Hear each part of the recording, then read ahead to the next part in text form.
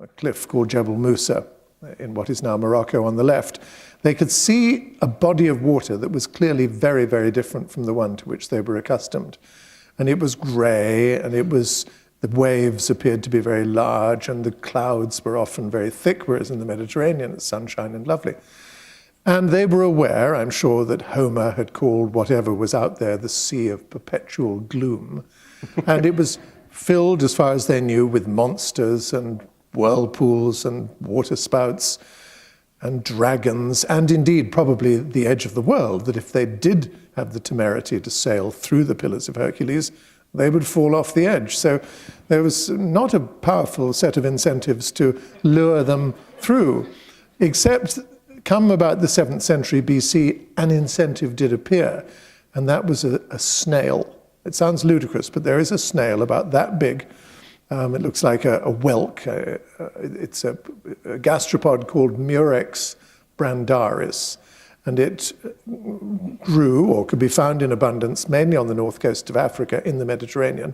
And from this, they could extract the snails, and using some magic best known to themselves, they would extract an indelible and very beautiful purple dye. And that dye was favored by the Romans, the Italian, well, obviously not Italians back then, but the people that lived in the peninsula, and the Greek aristocracies to dye their clothes, and we still have the phrase now, born to the purple, because purple was a signifier of aristocracy. So there was this one day, I mean, obviously we can't define the day, but sometime in the 7th century BC, when a brave and doughty Phoenician skipper in his little boat thought, well, maybe there are these snails out there. And they took this decision to go out into this completely unknown, dangerous, monster-filled ocean. They sailed through the Pillars of Hercules, they turned left and went down the coast. They hugged the coast, they didn't dare pass out of sight of land. And they came eventually to a group of islands off the port of what is now Essaouira, in what was then just an uninhabited river estuary. And they found these shells in huge abundance. And so they said, we'll set up a port here. Well, not a port, a trading post. And they brought their friends over. The islands to this day, if you go to Essaouira as a holidaymaker, you'll see them on the horizon. The Îles Purpuraires, the Purple Islands, the Purple Isles of Mogador, they're called, which I think that's the chapter, the title I gave, was I thought the Purple Isles of Mogador sounded so romantic. And that was the beginning, because once they had established that the ocean was manageable, they then sailed up the coast of Spain, they went over the Bay of Biscay, they arrived in Cornwall, they started trading tin, and all of a sudden, the ocean was a body of water across which it was possible to navigate and from which they could win great treasures. But not out of sight of land, because the compass hadn't been invented yet, right? And no compass and no clock. No compass and certainly no clock. I mean, one might argue that the Chinese had already, but that's another part of what we're going to talk about that. Yeah. But you do make the point in the book that we talk about the explorers, and we sort of romanticize about their great explorations, but in fact it was really pure commerce. I mean, they were just going after resources, correct? Well, initially, but on the other hand, there were some. There were the Irish, who, it's a different kind of commerce. I mean, they were spreading the word of God. So St. Brendan, this is now the 5th and 6th centuries AD, so 1200 years later, they were going from the west coast of Ireland northwards. Very dangerous, because there you encounter what the Phoenicians never encountered, which was ice and, of course, ferocious weather. And Tim Severin he built a replica of the curragh, which is made essentially of leather over ash, strips of ash wood. He was able to prove that they could theoretically have gotten all the way to North America. There's no evidence that they did, but they certainly got to Iceland. And they certainly, of course, got to the Faroe Islands. But it wasn't commerce that impelled them, nor was it commerce that impelled the first people that actually did get to North America. And that was another 300 years later. And that is the great sort of unsung hero, Leif Erikson. Right. And if this book is going to make me, and is already starting to make me, unpopular in Italian-American circles. And, I'd pick up a phone and try and get a reservation at Babbo in New York, and there's a sort of frisson of, I'm not sure that you're very welcome in this restaurant, because I'm trying to sort of dethrone Columbus. Yes, well, you take a lot of time to say that Columbus got far too much press. Yeah, he really did. And that all the thing about the American idea that Columbus discovered America, when in fact he didn't. And it was Vespuccio that named America. Well, it was Vespucci after whom it was named. Yes, he didn't name it. It was actually a German mapmaker that named it, a chap called Martin Waldseemüller. But if I can just, I don't want to be boring about this, but just to, Leif Erikson is such an important person. And the site, I mean, I hope many of you will have been to the site of the settlement. I mean, Columbus, as we know, never got to North America, never realized where he was barbaric in his behavior, and was altogether a bad egg.